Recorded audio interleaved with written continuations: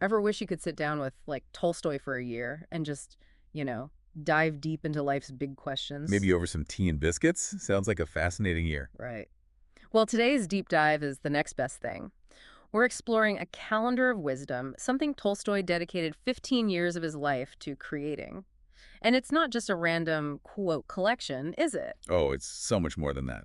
It's like Tolstoy, the ultimate influencer for deep thought, curating wisdom from across centuries and cultures. Philosophers, religious texts, you name it, he wove it all together to create this daily companion for, well, living a good life. So, for those of us who mainly know him from, like, War and Peace, how does this project fit into his whole, writing journey? It's a really fascinating window into his own personal search for meaning. You can tell he grappled with faith, death, purpose, all those big themes he explored in his novels, but here it's direct and honestly pretty personal. It's almost like we're peeking into his journals a bit. Exactly. Yeah. And he structured the whole thing like a daily devotional, a thought for each day of the year, carefully curated. And he doesn't shy away from the heavy stuff either, does he?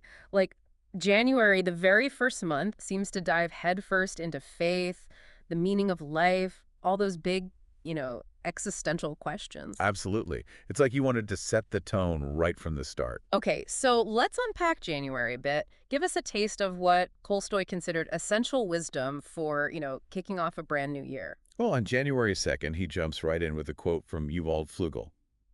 The life of a person without faith is the life of an animal. Wow. That's pretty intense for January 2nd. He's not mincing words, is he? It seems to connect to his own struggles with faith, something he wrote about a lot, right? Absolutely. I mean, think about a confession where he lays bare his whole spiritual crisis. This wasn't just theoretical for Tolstoy. He was wrestling with these questions on a deeply personal level. Yeah, you can feel the weight of that experience in his words. Right. He seemed to believe that actively seeking meaning, whether through faith or something else, was essential for a truly, awakened life. And it's not limited to just one tradition either. Like, on January 3rd, he's quoting a Chinese proverb. Those who know the rules of true wisdom are baser than those who love them. Those who love them are baser than those who follow them. Okay, unpack that one for me. What's he getting at with baser here? It's definitely a thought-provoking one, right? I think he's pointing out the difference between just knowing the way and actually walking the way. It's about action, not just intellectual understanding. Not just being a know-it-all, but actually living what you learn. Exactly. And it shows how he's pulling from all these different traditions. Buddhist texts, Islamic teachings, indigenous wisdom, he's bringing it all together. So he's curating a global conversation, not just offering a narrow viewpoint. Exactly. And that continues into February, where we see him pondering how our belief in eternity, or lack thereof, should shape our actions in the here and now. On February 12th, he writes, hold on, before you jump to February 12th, what strikes you about his approach to eternity? Was this a given for him or more of a, wrestling match? It is interesting, isn't it? It seems like he believed that confronting our mortality wasn't about morbid fascination, but more about clarifying what truly mattered. If this life isn't all there is, how does that change how we live today? Kind of thing. That's a question for the ages. And probably one a lot of our listeners are, grappling with themselves. Now, what about February 12th? What stood out to you on that day in Tolstoy's calendar? He actually includes a quote from the Dhammapada, a Buddhist text. Only in yourself, only in your impersonal self, can you find the eternal. So he's pushing us beyond dogma or blind faith towards a more like introspective search for what's lasting. Precisely. And this focus on self-discovery, it becomes even more prominent as we move into March and April, where Tolstoy turns his attention inward. It's like we're about to explore the landscapes of the human heart. From pondering the cosmos to looking inward. Huh. I like it. It's like he's saying, okay, we've tackled the big picture. Now let's get real about what's going on inside these messy human hearts of ours. It's true. You can almost sense the novelist gaze turning inward in these months. Hmm. March and April are all about self-knowledge, the importance of really grappling with our passions and that always tricky territory of love and forgiveness. And this is where it gets really personal, don't you think? I mean, he built a whole career on dissecting the human psyche in War and Peace and Anna Karenina, and now it's like he's turning that same microscope on himself and by extension on us, his readers. No pressure or anything. Right, and he doesn't exactly let us off easy. On March 16th, he throws down this absolute truth bomb of a quote. We often make judgments about other people, but we should not do so. You cannot judge another person. The moment you blame him, he becomes someone different. Ooh, that one stings a little bit. It's so easy to get caught up in judging others, especially these days. Like Tolstoy could see the rise of social media coming, this whole culture of like instant judgment and outrage. And he'd probably say we're totally missing the point, which is that judging others often reveals a lot more about our own insecurities and flaws than it does about theirs. It's so true, though, isn't it? This whole idea of self reflection really resonates with me. I know I can be super quick to judge, but Tolstoy is basically grabbing me by the shoulders and saying, like, hey, have you looked in the mirror lately before you go pointing fingers? He definitely gives us a lot to chew on. It's like he was saying that understanding our own flaws and motivations is the key. It's essential for personal growth and for building those compassionate relationships we all crave. So, less about being perfect and more about, like, just being self aware. Exactly. And that awareness leads to another powerful entry on April 8th, where he really goes after anyone who uses religion as a justification for violence and oppression. It's a timeless critique, unfortunately. It's like some things never change. He saw that kind of manipulation as a complete betrayal of genuine faith. He truly believed that true spirituality should lead to love and understanding, not violence and division. It's so disheartening when it goes the other way, though. Absolutely. And speaking of things that haven't changed much, check out this quote from April 20th. The worst mistake which was ever made in this world was the separation of political science from ethics. Wow. Talk about a relevant thought for our times. It's like he could see the future or something. He definitely had his finger on the pulse of something. We see political decisions being made all the time with like zero regard for their ethical consequences. It's like he knew how dangerous that disconnect could be. It's a little eerie, right? How much his words still resonate in our modern world. So we've gone from pondering the cosmos to looking inward, and now it seems like Tolstoy wants to give us some, like, practical advice for daily living. Am I sensing a theme here? You're picking up what he's putting down. As we move into May and June, the calendar of wisdom definitely shifts gears. We're talking about finding contentment, the value of work, the true meaning of charity. It's like he's giving us the tools for actually living a good life. Okay, so let's hear it. Tolstoy's life hacks. Give us the highlights from May and June. All right, so on May 23rd, he shares this little anecdote about a guy who asks how to become more holy. And what's the advice? Consider whether he shares the same vices as those he considers, less virtuous. I love that. It's so easy to point fingers, but way harder to turn that critical eye on ourselves. Tolstoy, the king of calling us out. Seriously, but in the best way possible. And then on June 19th, he goes after wealth. Not all wealth, of course, but the kind that just piles up and doesn't benefit anyone.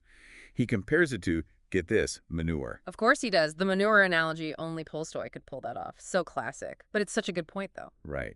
And it makes you wonder how much his own experience informed his views. He was born into privilege after all. Yeah, but he ultimately walked away from the whole life, right? He did. He embraced a simpler existence later on, so it's not like he was just preaching from some ivory tower. Okay, I love that. He walked the walk, which makes his words hit even harder.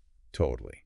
And throughout these months, he keeps encouraging us to find joy in those simple pleasures, which feels very, mindfulness to me. Like he's saying true contentment isn't about chasing after more, but about appreciating what we already have. That's a message for the ages right there. Okay, we've journeyed through half of Tolstoy's calendar of wisdom. What awaits us in the second half of the year? Spill the tea. Okay, so back to Tolstoy's calendar of wisdom, and man, it feels like we're really getting into the deep stuff now. July and August, those months seem to be all about the soul, the nature of truth, our connection to, like, everything. Yeah, there's definitely a shift from the day-to-day stuff to something way bigger. Mm. And it's so interesting how Tolstoy's own journey, his own growth, is woven into these months. That's true. You can really feel that personal touch, right? It's not just some, like, static collection of wisdom. It's a life lived, questions wrestled with, convictions formed. What are some of the things that really stand out to you in these later months? August 14th always gets me.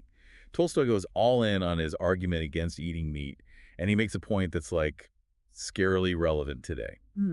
He basically says that in our modern world, killing animals just for pleasure is practically a crime. He was ahead of his time, for sure. Totally. And it wasn't just talk for him. Tolstoy actually became a vegetarian later in his life. Actions speaking louder than words. Okay, so besides how we treat animals, what else is he pushing us to examine in these months? Well, on August 15th, he presents these two ways of seeing the world. One is all about separation, and the other, he says, is about unity. He's clearly in favor of that second one, the unity thing, and he really stresses compassion and how interconnected we all are. It's a beautiful idea, but tough to live out sometimes, especially when the world feels so divided. For sure. And as we get into the final part of the calendar, September through December, it's like he's telling us to hold on to that vision, that hope for unity, even when things get messy. So these final months, they're more about acceptance then. Like after a whole year of tough questions and challenging our beliefs, he's saying, okay, now what? Right. But it's not passive acceptance, it's about really living in line with your deepest values, trusting your conscience even when things get tough. Okay, I like that. Active acceptance. What are some of the parts that really show that in these last few months? Well, on September 16th, he tells this story about a guy who asks, why was I born into such an awful life? I mean, who hasn't felt that way at some point, right? Especially when we're going through something hard. But Tolstoy uses this story to show how even those awful, painful experiences can lead to, like, real spiritual growth. Finding meaning in the midst of suffering. It's a powerful idea. Totally. And then there's that super bold entry on November 19th where he just comes out and says, no one can truly own land, like at all. He saw it as a gift, something to be shared, not something you can just claim as your own. I can see how that one might ruffle some feathers, even today, It goes against how we usually think about property and ownership. Oh, absolutely. Yeah. But it also makes you stop and think, what if he's right? What if we looked at our relationship with the earth, with each other, completely differently? It's a lot to take in. It really is. And then we come to the very end of the calendar year, December 1st, and Tolstoy drops this profound reflection on just how limited our human perception really is. He talks about the importance of, like, surrendering to something bigger than ourselves. Surrendering, huh? That's a powerful word choice, especially after a whole year of actively searching and questioning. Right? It's like he's saying, look, we can analyze and debate all we want, but ultimately there's a point where we just have to acknowledge that we don't have all the answers. It's a humbling thought for sure. So here we are at the end of our deep dive into a calendar of wisdom. It's been quite a ride, honestly. Philosophy, religion, ethics, even some surprisingly practical life advice. Yeah. What are your big takeaways from this project? What do you think Tolstoy really wanted to leave with us? Honestly, I think he just wanted to make us curious, Hmm. to, like, wake us up to how much depth and beauty there is in life, even when things are hard.